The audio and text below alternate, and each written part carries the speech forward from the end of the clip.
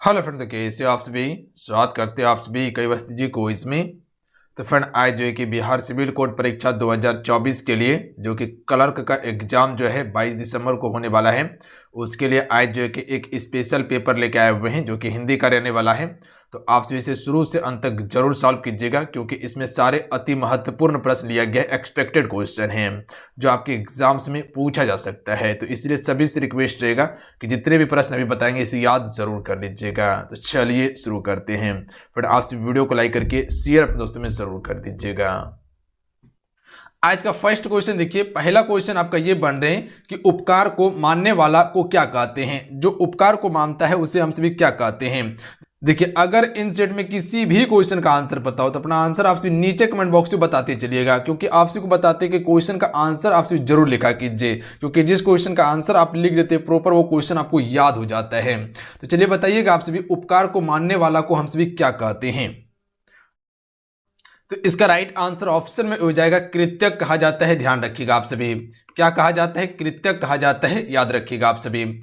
अब थोड़ा सा आप सभी अनेक शब्दों के लिए एक शब्द को देख लीजिएगा जहां से क्वेश्चन आपके पेपर में पूछा जाता है। तो याद रखिएगा, जिसके नीचे रेखा हो उसे क्या कहते हैं, रेखांकित कहते हैं। मास में एक बार आने वाला को क्या कहा जाता है, मासिक कहा जाता है। याद करते चलिएगा, ये सभी क्वेश्चन आपके पेपर में आपको देखने के लिए मिल जाएगा।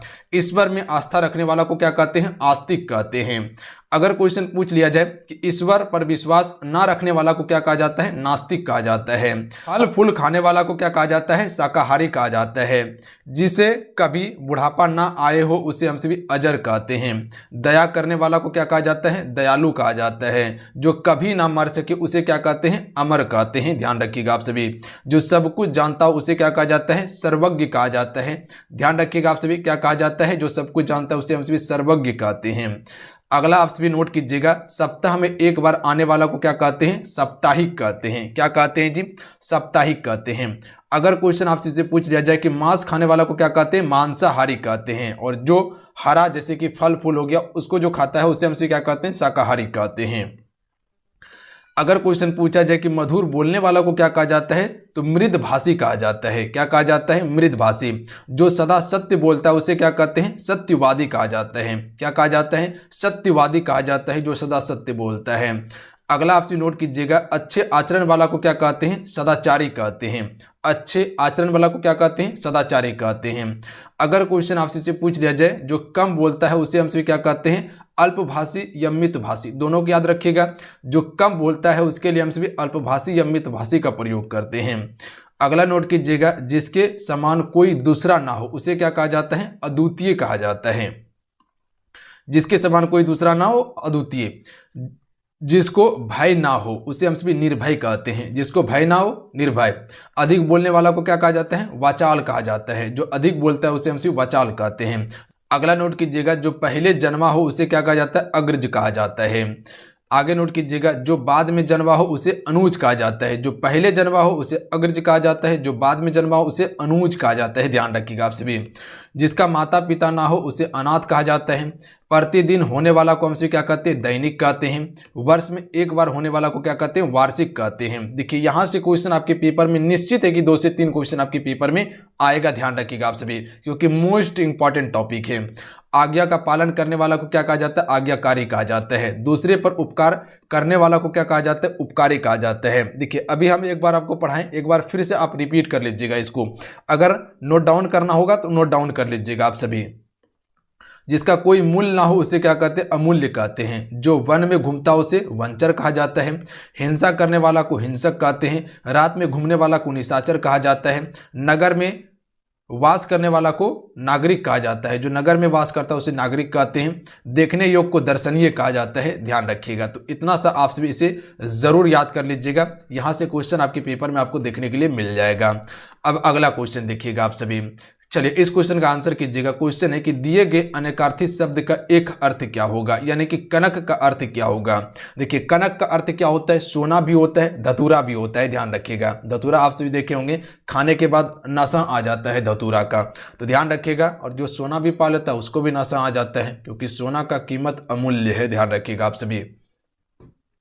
तो सोना इसका करेक्ट आंसर हो जाएगा। तो कनक का अर्थ धतूरा भी होता है, सोना भी होता है। तो एक क्वेश्चन पूछा जाता है, कनक कनकते सुगुनी अलंकार में क्वेश्चन पूछा जाता है, तो याद रखिएगा आप सभी, उसमें आपका यमक अलंकार होता है। एक क्वेश्चन लिया गया है, वो आपको देखने के लिए मिलेगा। चलिए इस क्वेश्चन का आंसर कीजिएगा कि नीम एक बहुउपयोगी पेड़ है, वाक्य में रेखांकित शब्दों में से तत्सम रूप क्रमशः है। तत्सम शब्द क्या है पता है आप सभी को? जो संस्कृत का शब्द था वही शब्द को उठा के डायरेक्ट हम सभी हिंदी में जो प्रयोग कर रहे थे उसे ही तत्सम शब्द कहते थे। यानी कह सकते कि जो संस्कृत वाला शब्द था उसी को तत्सम कहा जाता है, और उसका जो बदला हुआ रूप है मॉडिफाई को, उसको हम सभी क्या कहते हैं? तद्भव कहते हैं। तो इसमें नीम को हम सभी निम्ब कहते थे, ध्यान रखिएगा। इसका डी करेक्ट आंसर हो जाएगा। और पेड़ को हम सभी संस्कृत में वृक्ष कहते थे, तो इसका डी करेक्ट आंसर होगा, याद रखिएगा आप सभी। निम्ब हो जाएगा और वृक्ष हो जाएगा। तो निम्ब का तत्सम शब्द क्या हो जाएगा? निम्ब है तद्भव, ध्यान रखिएगा। पेड़ भी तद्भव है, बदला हुआ है, पर इसका तत्सम अगर बनाना होगा तो इसका निम्ब हो जाएगा और वृक्ष हो जाएगा। याद रखिएगा आप सभी, ऑप्शन में एक करेक्ट आंसर होगा। अगला क्वेश्चन देख लीजिएगा, घट का तद्भव रूप क्या है? घट जो है ये तत्सम शब्द है आपका, क्या है? तत्सम शब्द है, यानी कि संस्कृत वाला शब्द है। और तद्भव रूप क्या हो जाएगा? इसका बदला हुआ। तो ध्यान रखिएगा, इसे हम सभी घड़ा कहते हैं। ऑप्शन में एक करेक्ट आंसर हो जाएगा, याद रखिएगा आप सभी। याद रहेगा क्या कहा जाता है? घड़ा कहा जाता है। अगला है, बाबा नागार्जुन किस भाषा के लेखक हैं? बाबा नागार्जुन जो है फ्रेंड, ये किस भाषा के लेखक हैं? देखिए फ्रेंड, जितने भी मेरे साथ जुड़े हुए हैं आप इस सेशन को लाइक जरूर कीजिएगा, क्लासेस को लाइक जरूर कीजिएगा। देखिए आपका एक लाइक हमें मोटिवेट कराता है, तो इतना सा काम जरूर कर लीजिएगा। देखिए हम आपके लिए मेहनत करते हैं, बेहतर से बेहतर कंटेंट देने का कोशिश करते हैं, ताकि आपका एग्जाम में सिलेक्शन हो सके, जो आपका सपना है वो अचीव कर सके। तो हम अपना पूरा एफर्ट लगाते हैं आपके लिए। तो बस आपको क्या करना है, क्लास को लाइक करना है और अपने दोस्तों में 1 से 2 ग्रुप में जरूर शेयर कीजिए जो बिहार डीएलएड एंट्रेंस एग्जाम का तैयारी कर रहा है। तो इतना सा काम जरूर कर लिया कीजिए आप सभी। चलिए इस क्वेश्चन का आंसर बताइएगा आप सभी। तो right answer option number C हो जाएगा। ध्यान रखिएगा, मैथिली। ध्यान रखेंगे आप सभी, बाबा नागार्जुन किस भाषा के लेखक हैं? मैथिली भाषा के लेखक हैं। अगला क्वेश्चन देख लीजिएगा। अगला क्वेश्चन है 6 नंबर, कनक से दिन मोती सी रात में कौन सा अलंकार है? देखिए पिछले बार जो क्वेश्चन पूछा गया था अलंकार से भर भर के क्वेश्चन पूछा गया था। बताइएगा इस क्वेश्चन का राइट आंसर क्या होगा? कनक से दिन मोती सी रात में कौन सा अलंकार है? तो इसका correct answer option number D हो जाएगा। ध्यान रखिएगा आप सभी, इसमें उपमा अलंकार है। देखिए उपमा अलंकार के बारे में आपको बताए हुए हैं कि कैसे आपको पहचानना है। तो देखिए उपमा अलंकार में जो ट्रिक बताए थे आपको कि इसमें सा हो गया, से हो गया, सी हो गया, आपको देखने के लिए मिलेगा। बताए हुए थे आप सभी को, सरसी भी आपको शब्द देखने के लिए मिलता है। तो यहाँ पर देखिएगा से आपको देखने के लिए मिला है, सी देखने के लिए मिला है। तो ये सभी पहचानने का थोड़ा सा एक क्या कह सकते हैं कि कॉन्सेप्ट है जिससे आप पकड़ सकते हैं। तो इसमें उपमा अलंकार होगा, ध्यान रखिएगा। अन्यथा कोई विशेष गुण के बारे में बताता है यहाँ पर, इसमें ध्यान रखिएगा आप सभी। जैसे कनक का अर्थ क्या होता है? सोना होता है, ध्यान रखिएगा। ये इसके गुण को बता रहा है कि कनक का अर्थ सोना भी होता है, धतूरा भी होता है, ध्यान रखिएगा आप सभी। तो यहाँ पर आपका उपमा अलंकार हो जाएगा। किसी विशेष शब्द की बात किया जाए, विशेष गुण की बात किया जाए, ध्यान रखिएगा आप सभी। या आप सभी इसको डायरेक्ट याद रखिए कि जहां पर आपको सा हो गया, से हो गया, सी हो गया देखने के लिए मिल जाए, वहां पर आपको उपमा अलंकार टिक कर देना है। ध्यान रखिएगा आप सभी, याद रहेगा आप सभी को। अगला है सही स्त्रीलिंग वाला विकल्प है, अन्यथा फिर ढूंढते रह जाइएगा और नहीं पहचान पाइएगा, गलती कर लीजिएगा क्वेश्चन को। तो जो हम आपको बताएं बस उतना याद रखिए। तो हंस का स्त्रीलिंग शब्द क्या हो जाएगा?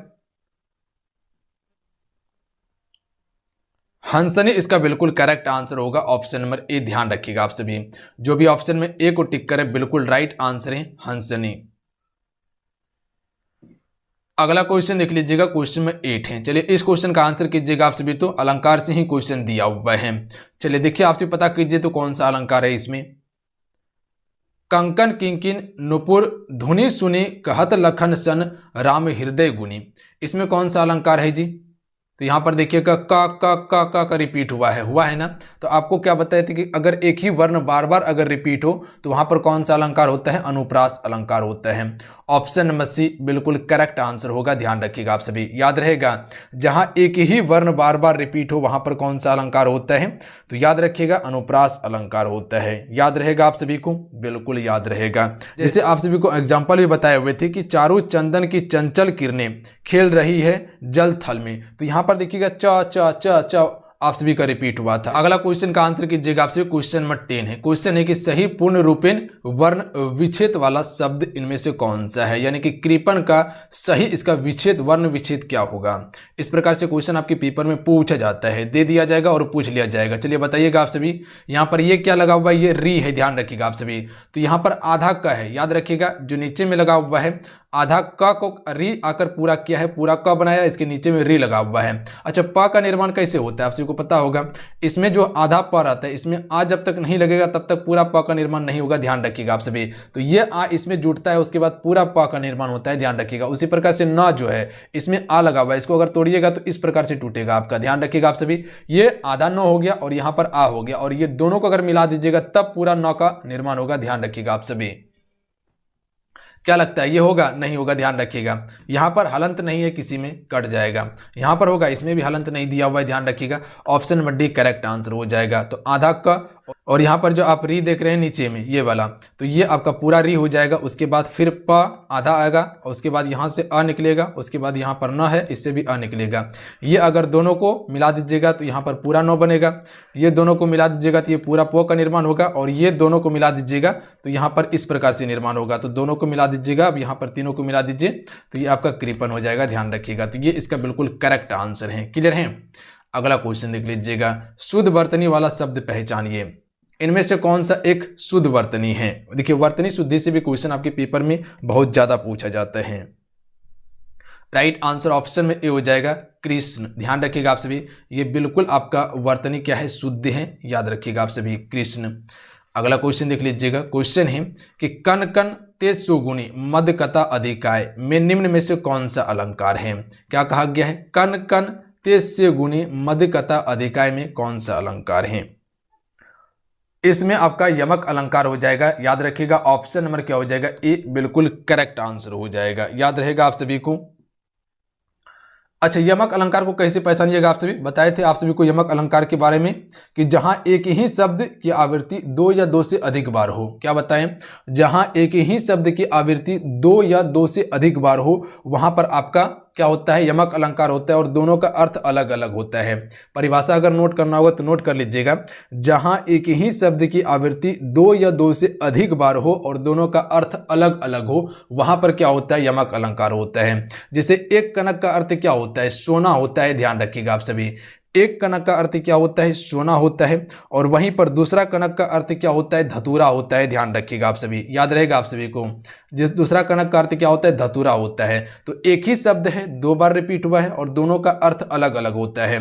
अगर वही क्वेश्चन पूछा जाए कि एक ही वर्ण की आवृत्ति अगर जहां बार बार हो तो वहां पर आपका क्या होता है, अनुप्रास अलंकार होता है, ध्यान रखिएगा आप सभी, याद रहेगा आप सभी को।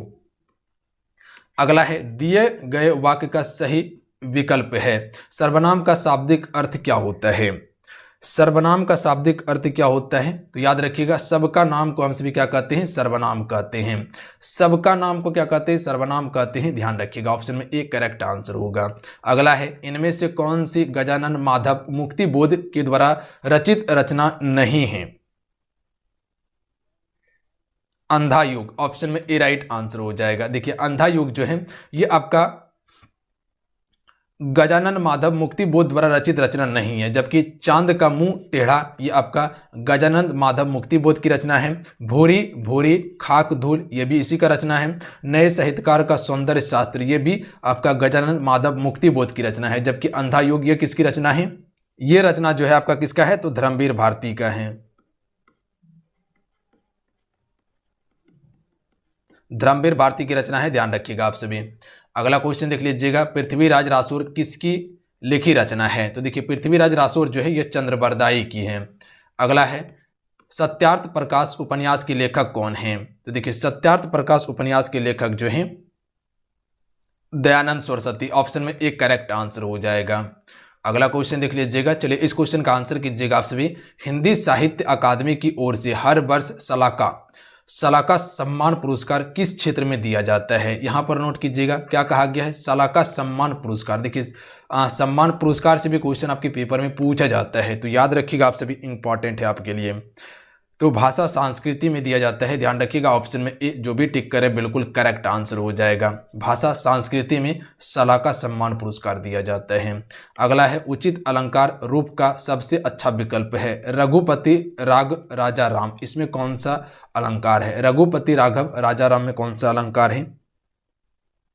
तो यहां पता चल गया होगा आप सभी को कि एक ही वर्ण की आवृत्ति यहां पर बार बार हुआ है, र र र र। कौन सा अलंकार हो जाएगा? अनुप्रास अलंकार हो जाएगा। ध्यान रखिएगा आप सभी। अगला है किस काव्य में श्री कृष्ण ब्रज के रक्षक नेता के रूप में अंकित किए गए हैं?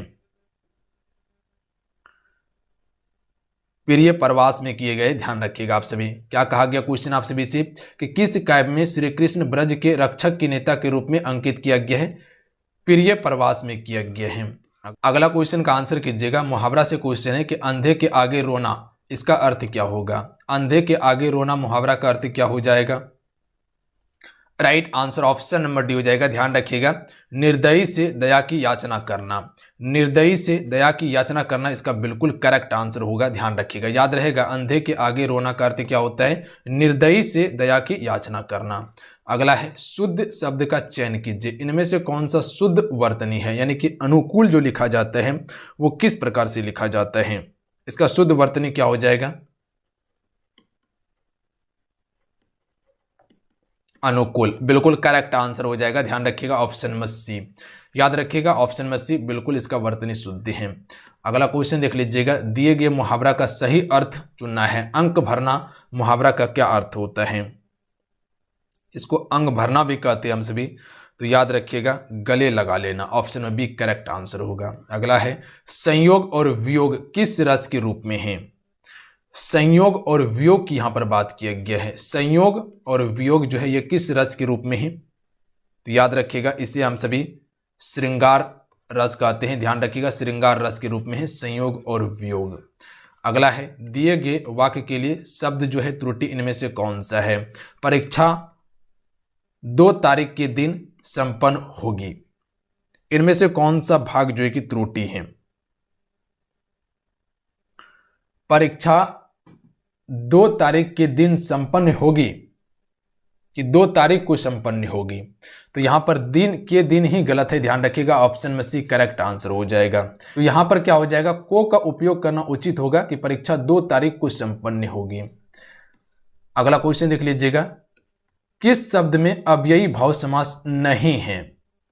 चलिए बताइएगा इनमें से कौन सा शब्द में अव्ययी भाव समास नहीं है? आपसे बताइएगा कि समास जो है इसका कितना भेद होता है, नीचे कमेंट करके बताइएगा। देखिए अव्ययी भाव समास में क्या होता है? इसका प्रथम पद जो होता है वो प्रधान होता है, या तो इसमें उपसर्ग देखने के लिए मिलेगा या आपको अव्ययी शब्द देखने के लिए मिलेगा। इसमें आपको पराजय, तो पराजय में जो प्रा लगा हुआ है ये आपका उपसर्ग शब्द है। वहीं पर प्रत्यक्ष में जो प्रा जो देख रहे हैं ये भी आपका उपसर्ग शब्द है।